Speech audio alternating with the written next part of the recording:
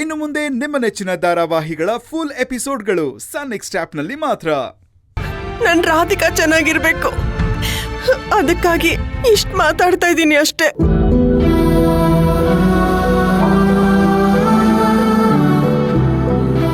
ನನ್ ಮಗ ಕಾಶಿ ಜೊತೆ ಶಾಲಿನಿ ಕಲ್ಕಿ ಇದ್ರು ಅಂತ ಈಗ ನಿಮ್ಗೆ ಅರ್ಥ ಆಯ್ತು ಅಲ್ವಾ?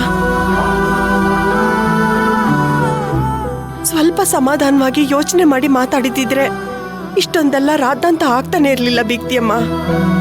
ಕ್ಷಮಿಸ್ಬಿಡಿ, ನಾನು ತಪ್ಪು ಮಾಡ್ಬಿಟ್ಟೆ. ಕಂಡೋರ್ ಮಾತು ಕೇಳಿ ನಾನು ನಿಮ್ಮ ಮನ್ಸನ್ನ ನೋಯಿಸ್ಬಿಟ್ಟೆ. ರಾಧಿಕಾ, ನೀನು ನನ್ ಕ್ಷಮಿಸ್ಬಿಡಮ್ಮ. ಅಯ್ಯೋ, ಏನತ್ತೆ ನೀವು ನನ್ನ ಹತ್ರ ಕ್ಷಮೆ ಇಲ್ಲ ಕೇಳ್ಕೊಂಡು? ಅವ್ರು ಹೇಳಿದ್ದೇನಾದ್ರೂ ನಿಜ ಆಗಿದ್ರೆ ನೀವ್ ಕೋಪ ಮಾಡ್ಕೊಂಡಿದ್ರಲ್ಲಿ ಅರ್ಥ ಆಯ್ತು.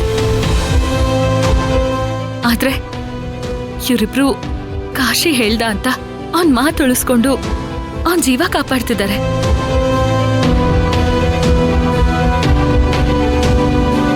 ಅತ್ತೆ, ಅವರಿಬ್ರು ನೀವ್ ಅನ್ಕೊಂಡಿರೋ ಹಾಗಿಲ್ಲ. ನೀವ್ ಬೆಳ್ಸಿರೋ ರೀತಿ ಆಗ್ಲಿ, ನಮ್ಮಮ್ಮ ಬೆಳ್ಸಿರೋ ರೀತಿ ಆಗ್ಲಿ ಸರಿಯಾಗೇ ಇದೆ. ಅದಕ್ಕೆ ಈ ಸಮಸ್ಯೆ ಒಂದೊಳ್ಳೆ ಉದಾಹರಣೆ ಅಷ್ಟೇ. ಡಾಕ್ಟರ್ ನಮ್ಮಣ್ಣ ಹೇಗಿದ್ದಾನೆ? ಏನೂ ತೊಂದರೆ ಇಲ್ಲ ಅಲ್ವಾ ಸರ್? ನಾವ್ ನೋಡ್ಬೋದಾ ಅವ್ರನ್ನ? ನೋಡಿ, ಅವ್ರಿಗೆ ಈಗಷ್ಟೇ ಪ್ರಜ್ಞೆ ಬಂದಿದೆ. ಯಾರಾದ್ರೂ ಒಬ್ರು ಹೋಗಿ ನೋಡಿ.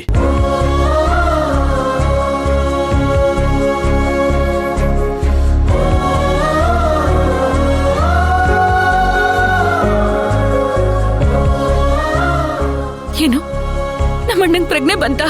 ಹಾ, ಇವಾಗ ಕಂಡ್ಬಿಟ್ಟಿದ್ದಾರೆ. ನೀವು ಹೋಗಿ ನೋಡಿ. Thank you doctor. ಅದ್ಕೆ ಬನ್ನಿ.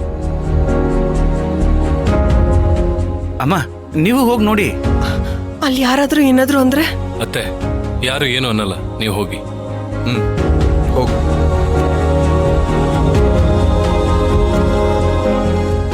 ಅಣ್ಣ, ಕಾಶಿ ಅಣ್ಣ, ರೀ ಕಾಶಿ ರೀ